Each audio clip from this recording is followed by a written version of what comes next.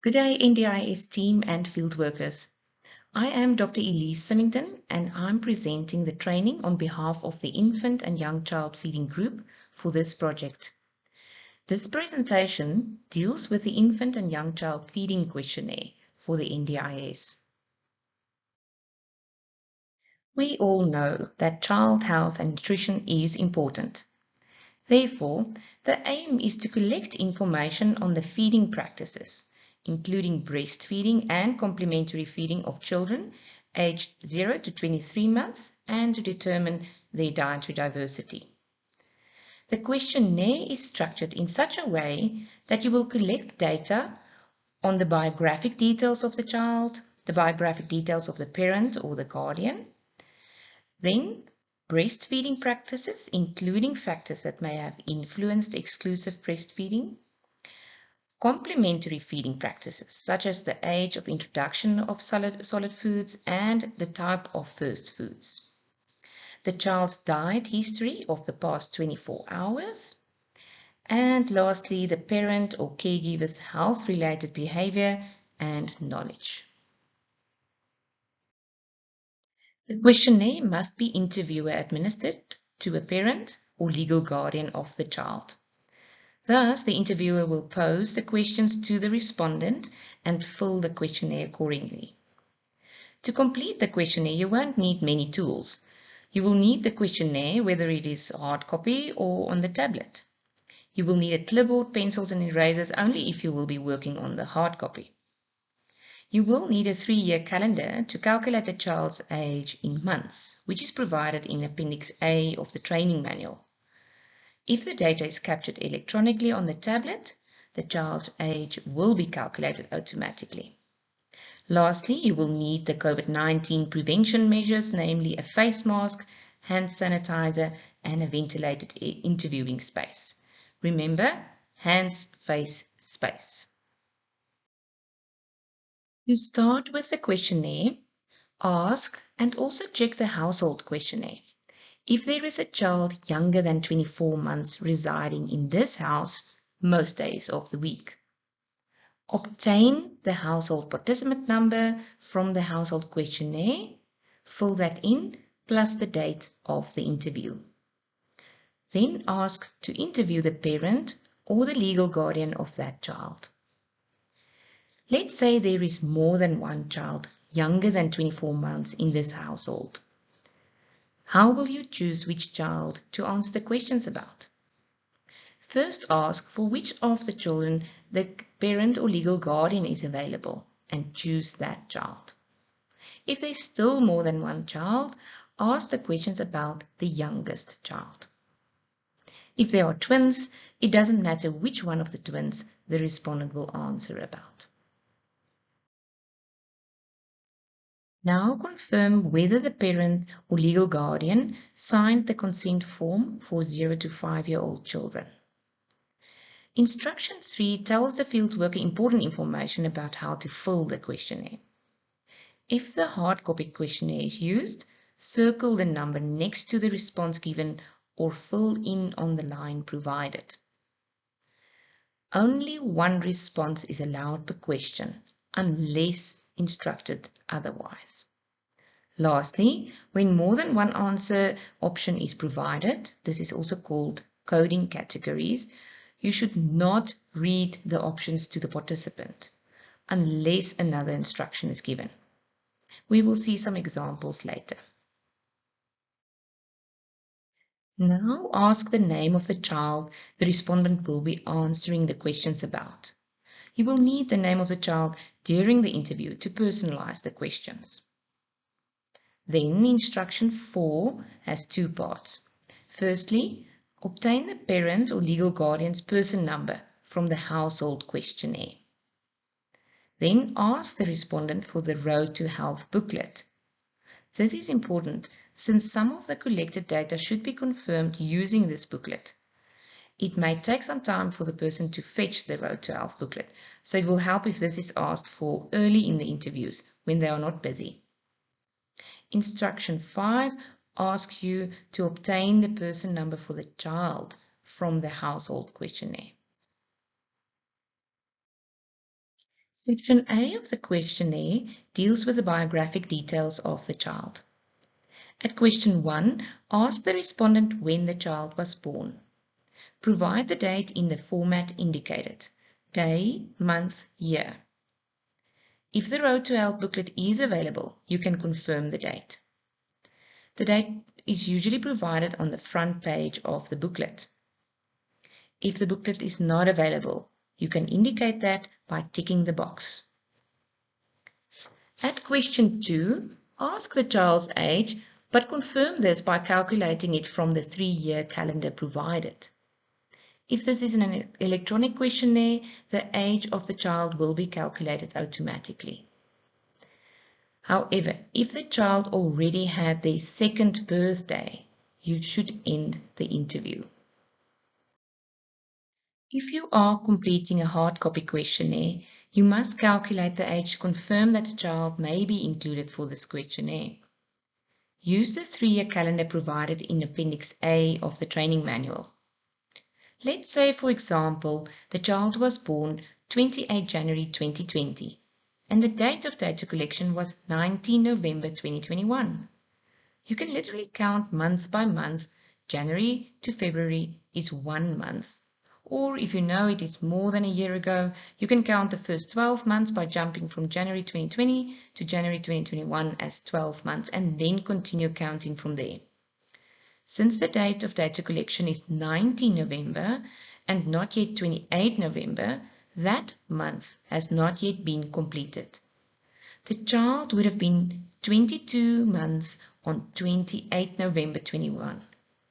Thus, you stop counting at 21 months and write down that as the child's age. Thus, the child is 21 months old. Again, if the child's 2nd birthday has passed, in other words, the child is 24 months old, you should end the interview. Continue by asking the respondent questions 3 to 6 in the way the questions are phrased for you. Questions 7 and 8 should not be asked from the respondent, but only obtained from the Road to Health booklet. The date of birth is repeated on the 2nd page of the Road to Health booklet if it wasn't available on the front page. You will obtain the birth weight and gestational age also from the 2nd page of the booklet. Weight should be provided in grams and gestational age in weeks. Section B of the questionnaire deals with the respondent's details. Ask the questions the way it is phrased. At question 1, there are follow-up questions whether the respondent answers yes or no. If the respondent says yes, they are the biological parent of the child. You need to indicate if it is the mother or father of the child. If it is the mother, then ask her if she is pregnant. See the skip instruction. You can skip question 2, 3 and 4 and move to question 5. However, if the respondent says no, they are not the biological parent of the child, then you ask their gender and move to question 2. If the person also answers no to question 2, that they are also not the guardian of the child, you need to end the interview, since ethical guidelines allow us to only interview the parent or the guardian. If the respondent says yes, they are the guardian, you can move to question 3.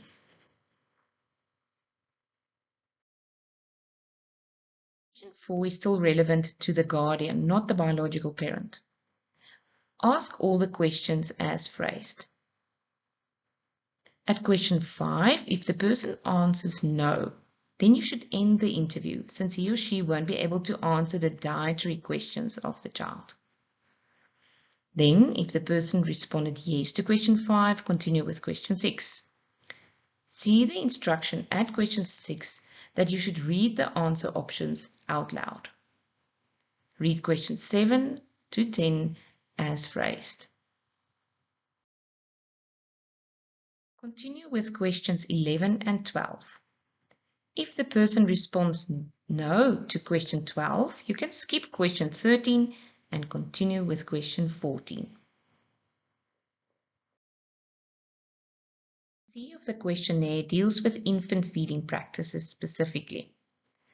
Make sure you read the instructions to the interviewer and apply the probes to ensure complete or detailed answers. Ask the questions exactly as phrased and take note of the skip instructions, since it depends if the child was breastfed or when breastfeeding stopped, whether certain questions should be asked or skipped. For example, if the person responds no or don't know to question 1, the child was never breastfed. You need to skip to question 5a, not question 5, since this question asks the reasons for never giving the child breast milk. See the next slide.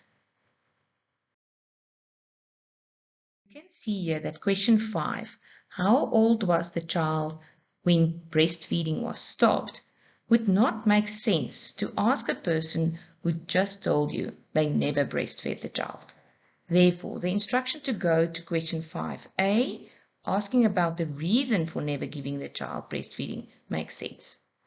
Check that more than one response can be provided. The questionnaire continues with milk feeding questions up to question 8c. Question 7 deals with milk feeds other than breast milk. Question 8 deals with anything provided in a bottle with a teat. Therefore, if the child was fed milk with a cup, the answer should be no at question 8, and questions 8a to 8c can be skipped and continue with question 9. From question 9 of section C, we are interested in any liquids provided to the child during the previous day. This means it's from the morning they woke up on the previous day until the morning they woke up on the day of the interview. It is important that the respondent answers questions about liquids, whether it was consumed as a beverage or combined with other foods. Beverage intake is important for defining whether or not an infant was exclusively breastfed. Also, when asked about dietary intake, beverages can easily be forgotten. We therefore must take the respondent through an extensive list of different types of liquids or beverages. The respondent is first asked whether each item, questions 9 to 20, was consumed. Yes, no. If yes, there is usually a follow-on question about how many times and also whether it was sweetened. Let's take question 11 as an example. We are interested in milk apart from breast milk. As indicated in the instructions, this is not only considered for when the child drank it, but also if it was mixed with other foods. Therefore, if the child had milk with cereal, for instance, the respondent should say yes at question 11. Question 11a can also be phrased, how many times did the child consume fresh milk, not only when they drank the milk. These questions are still on liquids. Note that question 18 asks about any other liquids, including herbal medication or traditional medicine. Write down what this other liquid was. The last of the liquid questions deals with supplements and medication, as well as oral rehydration solutions. These are specifically asked about since these form part of the exclusive breastfeeding definition. The WHO defines exclusive breastfeeding as exclusive breastfeeding means that the infant receives only breast milk. No other liquids or solids are given, not even water, with the exception of oral rehydration solution or drops, syrups of vitamins, minerals, or medicines. Therefore, we are interested to know what type of medicines or supplements were given. This is addressed in question 19a. For example, If the respondent says the child received pain medication, you can ask how or where they obtained the medication. It is important to define if it was prescribed or provided by a healthcare professional, or whether it was over the counter or perhaps traditional medicine. Now we are done with the liquid questions. Read out the sentence. Now I want to ask about the semi-solid or solid foods that the child may have had yesterday, during the day or the night. Ask question 21 as phrased. If the response is yes, you may continue with questions 21A to C. When asking question 21C, the respondent must indicate how many times in the mentioned period the child consumed any solids or semi-solid foods. If the response to question 21 is no or don't know, indicating that the child did not consume any solid or solid foods the previous day, skip the sub-questions and section D and then continue with section E. The main purpose of section D is to calculate the dietary diversity of children from 6 to 23 months of age and then also look into the provision of unhealthy foods. Therefore, only answer section D if the child is 6 months or older. Move to section E if the child is younger than 6 months. Questions 1 to 3 of section D is to determine if the response we will get about the foods consumed reflects typical intake. Question 3 asks whether the child was sick the previous day to such a degree that it affected the child's food intake. If the response is yes, ask what the problem was. Question 3A. Skip the dietary intake questions of section D and continue the interview at section E. Now read the instructions to the interviewer's statements exactly as phrased, applying the probes to ensure that all foods or beverages that were consumed during the previous day and night are noted. You will note this is the same method used to obtain a 24-hour dietary recall. However, the foods are not written down, but underlined per food group on the following page. You will ask, for instance, think about when the child first woke up yesterday. Did the child eat or drink anything at that time? If the respondent says yes, please tell me everything the child ate or drank at that time. Once they've answered, you can then probe anything else or anything added to the food until the respondent says no, nothing else, and then you can continue with the following question by asking, what did the child do after that? Did the child eat anything at that time? If yes, please tell me everything the child ate at that time. Again probe, anything else? Continue with asking anything else until the respondent says nothing else. You can repeat this until the child went to sleep until the next day.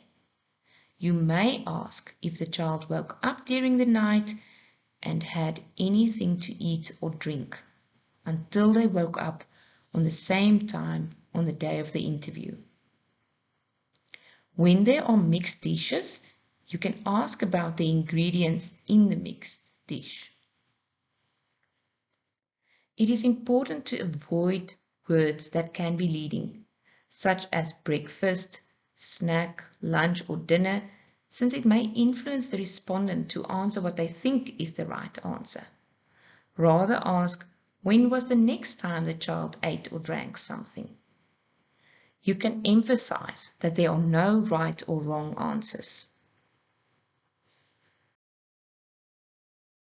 Here follows the list you will complete while the respondent recalls the foods the child ate the previous day. As the respondent recalls foods, underline the corresponding food in the relevant food group and circle 1 in the column next to the food group. Let's take, for example, rice. This would be underlined in group A and then circle 1. If the food is not listed in the food groups, write the food in the box labeled Other Foods at the end of the list. Remember that consumption of any amount of food or beverage from a food group is sufficient to count. Thus, there are no minimum quantity. If foods are used in small amounts for seasoning or condiments, include them under the spices, flavorings, and salty snacks food group. Food groups A to O will be used to calculate the children's dietary diversity. Group A includes all cereals and foods made from cereals, including bread and even infant cereals. Group B includes yellow or orange vegetables as listed. The sweet potato must be the yellow-fleshed sweet potato here. If they report the child consumed the white-fleshed sweet potato, it will be listed in Group C, white roots and tubers. Group D is the dark green leaves and must be the leaves of the plant. Thus, this group excludes green beans, broccoli, and peas. These vegetables can be included at Group E, other vegetables.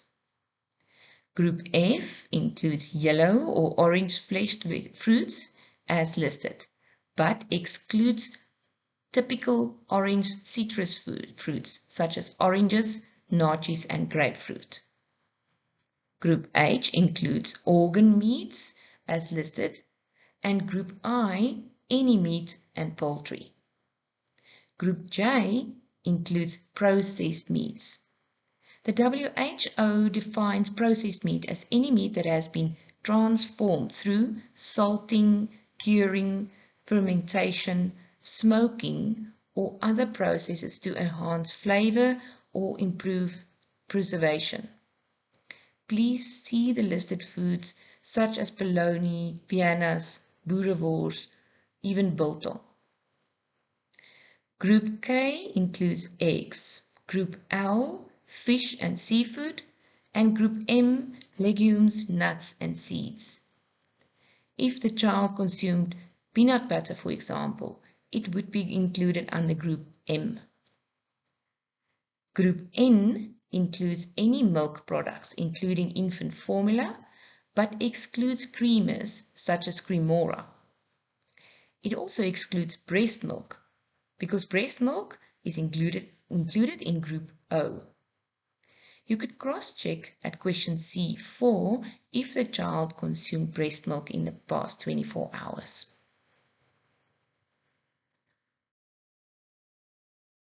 Apply the same method for all the groups listed. Once the respondent finishes recalling foods eaten for the entire period, read each food group where one was not circled.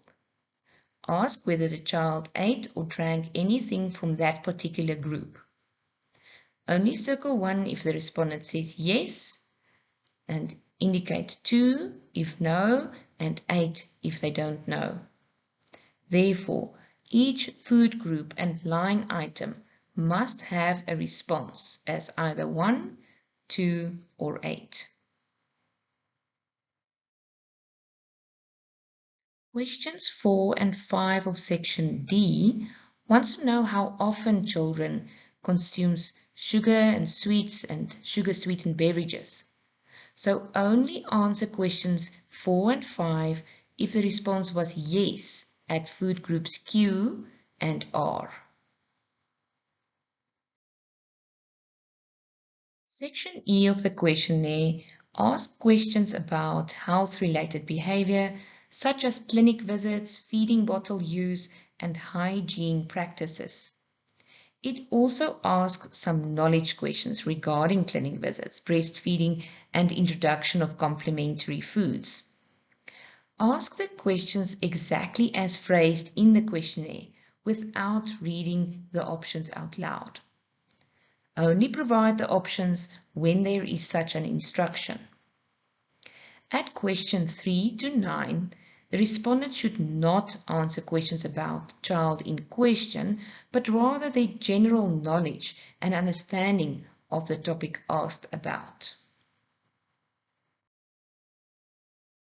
Read the statement out loud. Now I'm going to ask questions about baby bottle use and cleaning of feeding utensils for this child. Question 10 deals with baby bottle use and cleaning of feeding utensils for the specific child in question. Follow the skip instructions as indicated. If a participant responds no or don't know, the next question is usually not relevant. Therefore, it is important to keep to the skip instructions. Questions 11 and 12 deal with sippy cup and pacifier use. These are the last few questions of the questionnaire. Questions 13 to 16 deals with hygiene.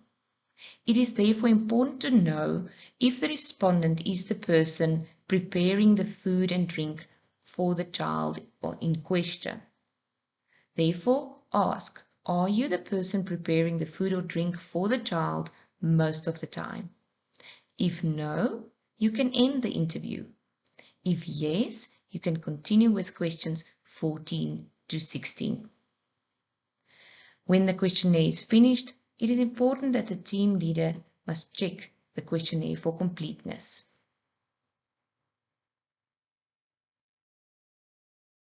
If you have any questions about the content of this training material, please feel free to contact the training material developers. Thank you.